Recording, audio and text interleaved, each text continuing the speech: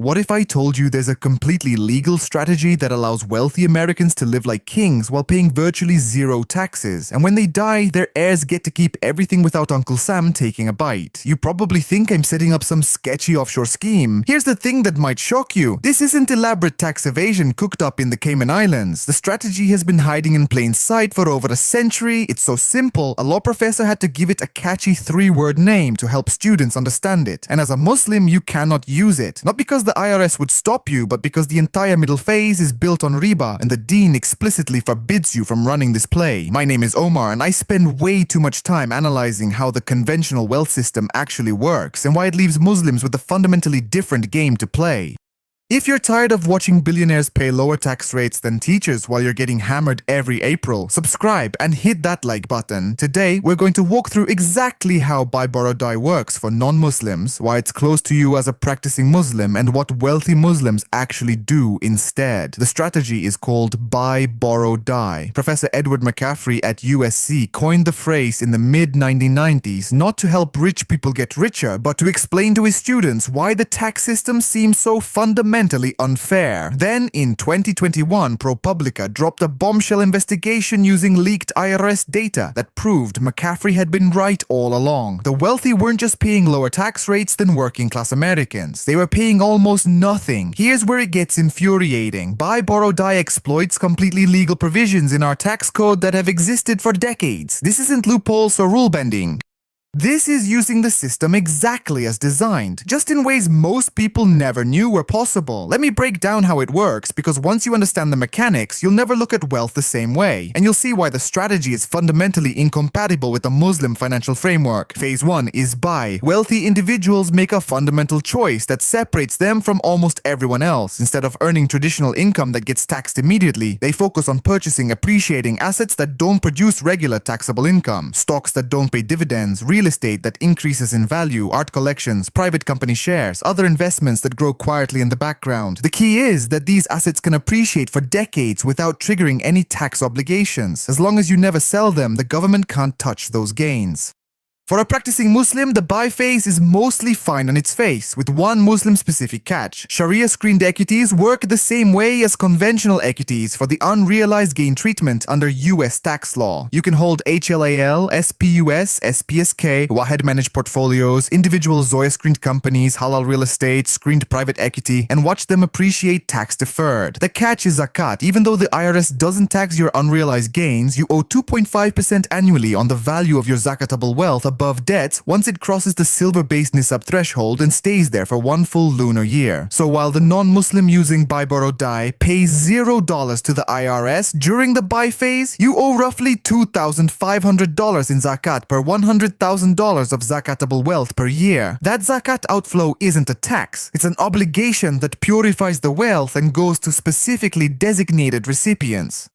But mathematically, it does reduce the pure compounding advantage of unrealized appreciation that non-Muslim users of Buy Borrow Die enjoy. None of that is a critique of zakat. It's a structural acknowledgement that the strategy looks different for us. Phase 2 is borrow. Once you have substantial appreciating assets, you can use them as collateral to secure loans. Modern financial institutions have created sophisticated lending products specifically for this purpose. Securities-based lines of credit allow wealthy individuals to borrow against their portfolios without selling a single share. Here's the brilliant part from a tax perspective. The government doesn't tax borrowed money. If you borrow $1 million against your stock portfolio, that million flows into your account completely tax-free. You can use it for houses, cars, vacations, anything. The IRS treats it as if it doesn't exist. The terms are favorable, interest rates are often lower than traditional bank loans.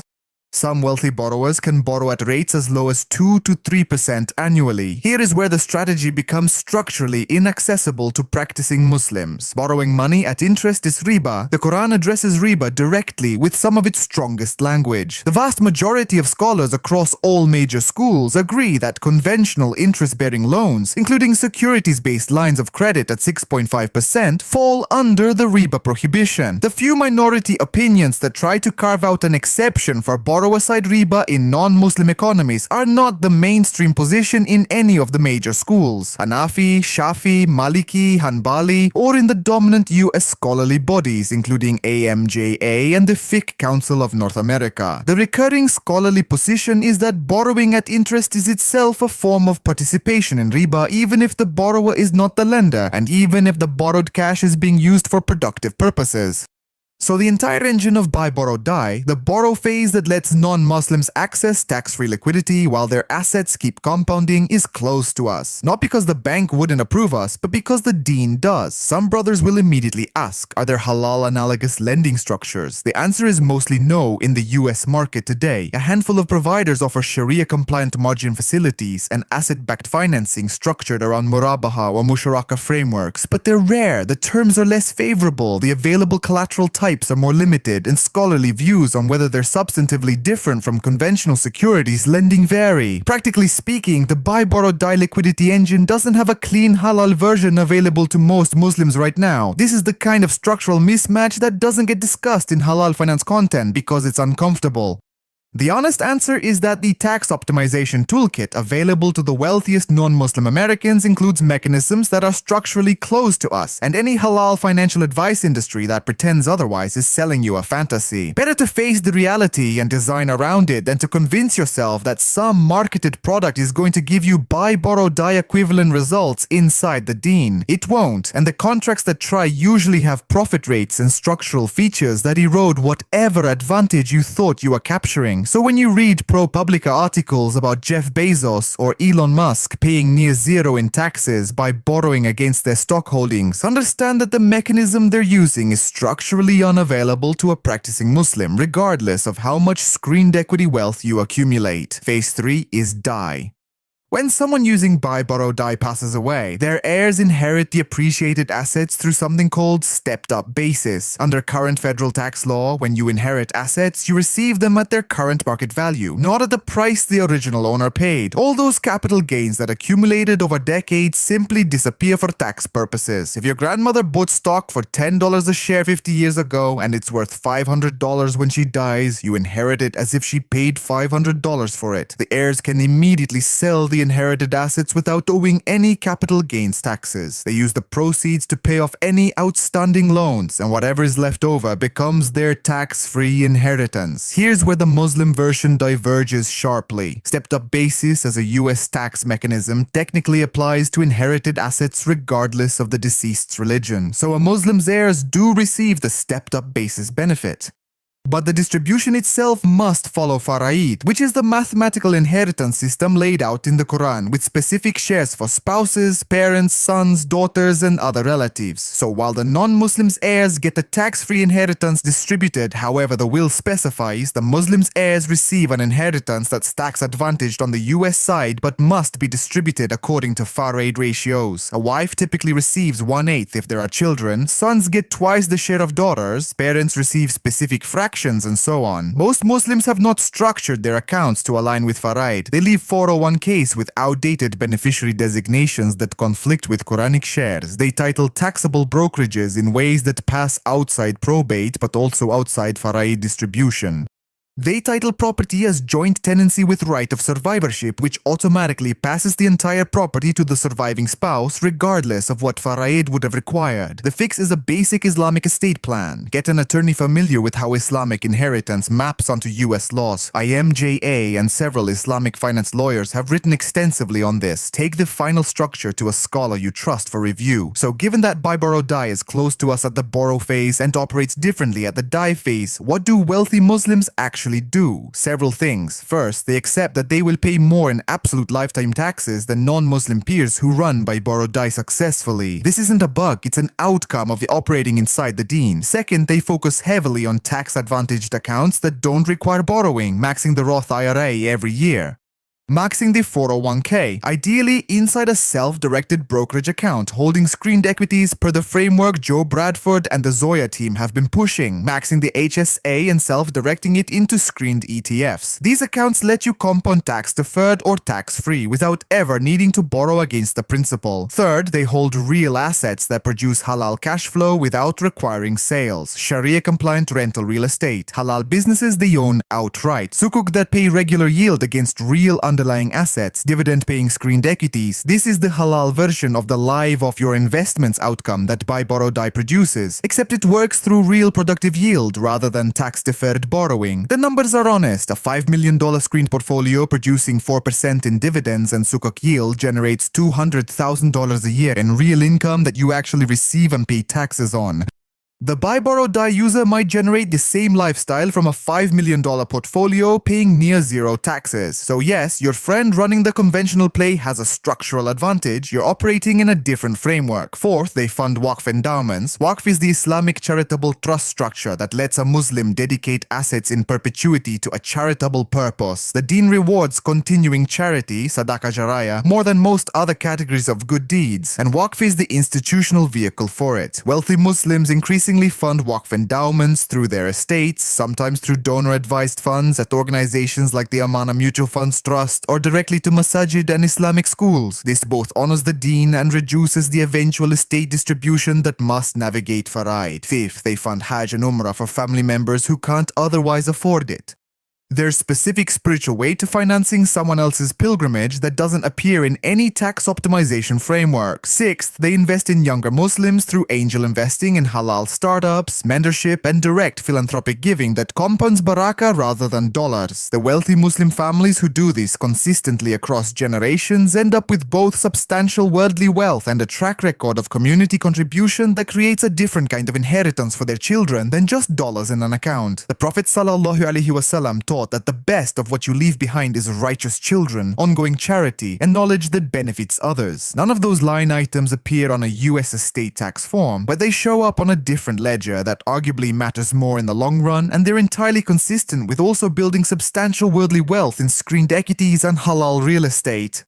The honest summary. Buy Borrow Die is a strategy specifically designed to let wealthy people access liquidity from appreciating assets without triggering taxable events by using interest-bearing borrowing as the bridge. The borrowing component is structurally riba and is therefore close to practicing Muslims regardless of how much wealth they accumulate. This means the wealthy Muslim's optimal strategy is fundamentally different. Accept a higher absolute tax burden than non-Muslim peers. Maximize tax-advantaged screened accounts. Hold productive real assets that yield cash without sales, structure inheritance for clean faraid distribution, fund Waqf for Sadaqah Jariyah, and concentrate philanthropy where it generates barakah. This is going to feel unfair if you spent the first part of this video thinking about how to apply Buy Borrow Die to your own situation. The framing matters here. Non-Muslim wealthy families optimize their wealth strategies for one ledger, minimizing tax liability and maximizing dollar-denominated inheritance. Muslim wealthy families have to optimize for two ledgers, the financial one and the akhirah-aligned one. Sometimes those align, sometimes they don't. When they don't, the deen has primacy, and the deen explicitly says that wealth which compounds through riba is not blessed regardless of how much of it accumulates. There's a reason the strongest warnings in the Quran about commercial transactions are reserved specifically for riba and not for paying capital gains taxes. The most frustrating part of understanding Buy Borrow Die isn't just that the strategy exists, is that our entire political and media discourse around tax policy completely misses the point. Politicians argue about raising or lowering tax rates while the ultra-wealthy sit back and laugh because tax rates are irrelevant when you never actually realize any taxable income.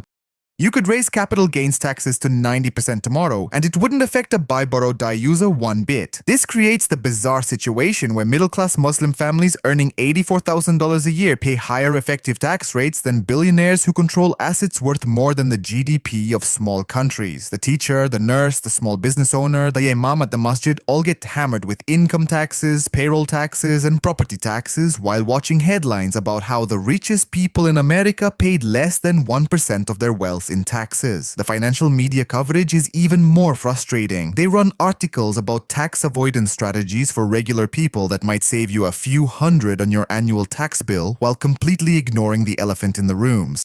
Wealth management firms quietly market securities-based lending products to their high-net-worth clients like they're selling miracle cures, and there's no equivalent halal product being marketed to wealthy Muslims because the structural prohibition makes the product category impossible. When you understand that wealthy non-Muslim investors never plan to sell their assets, it changes how you think about stock valuations and market dynamics. Traditional investment analysis assumes that assets will eventually be sold and profits realized, but if the largest holders of appreciating assets never sell them, what does that do to market dynamics? It creates artificial scarcity and upward pressure on prices because significant supply is permanently locked away. The wealthy aren't just avoiding taxes on their gains, they're potentially inflating the value of everyone else's investments by reducing available supply.